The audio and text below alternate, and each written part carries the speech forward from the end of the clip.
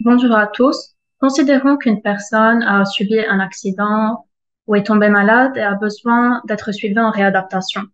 La plupart du temps, ces personnes doivent être hospitalisées pendant de longues durées ou bien doivent faire plein d'allers-retours à des centres de réadaptation pour avoir accès à leur traitement. Cependant, avec les nouvelles technologies, cette réadaptation euh, a le potentiel d'être de plus en plus offerte à distance. Cependant, si je prends une technologie et que j'essaye de l'utiliser à la maison, elle fonctionne pas toujours. Pourquoi? C'est difficile à dire parce qu'on a tellement de technologies différentes et tellement d'éléments à prendre en compte que, en fait, c'est comme si on avait un puzzle avec plein de pièces et on ne sait pas comment les assembler. Et donc, moi, dans mon projet, j'aimerais assembler ce puzzle pour comprendre comment et pourquoi certaines technologies fonctionnent à domicile alors que d'autres non. En d'autres termes, je veux voir qu'est-ce qui fait que cette technologie, elle fonctionne alors que cela ne fonctionne pas. Pour faire cela, je vais faire ce qu'on appelle une revue réaliste. En pratique, ça consiste à quoi? Je vais aller lire qu'est-ce qu'on sait sur ces technologies dans la littérature. Et donc, aller collecter les pièces de puzzle qui me manquent et essayer de construire mon puzzle. Ensuite, je vais prendre ce puzzle et aller consulter des experts, des personnes qui s'y connaissent plus que moi, qui vont venir et corriger mon puzzle. Ils vont me dire, ah oui, cette pièce, tu devrais la mettre ailleurs, il y a des éléments qui manquent, je vais te les ajouter. Bref, ils vont venir me corriger ce puzzle.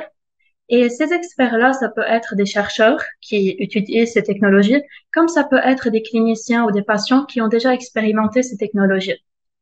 Tout ça va me permettre d'avoir pour chaque technologie quels sont les contextes et les mécanismes qui font que cette technologie va fonctionner.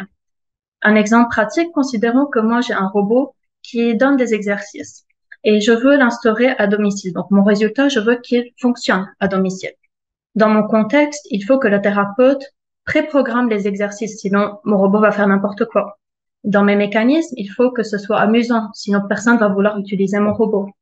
Si j'ai ce mécanisme et ce contexte, donc mon robot va fonctionner. Mais si j'ai pas ces mécanismes et contextes, alors mon robot ne fonctionnera pas.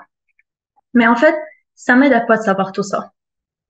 Reprenons l'exemple des personnes qui font de la réadaptation. Dans ce cas, leur clinicien pourra dire, ah oui, cette technologie, elle pourrait fonctionner avec mon patient parce qu'il a tous les éléments pour que ça fonctionne. Et donc, dans ce cas, il va prescrire cette technologie à son patient et qui pourra rentrer à la maison.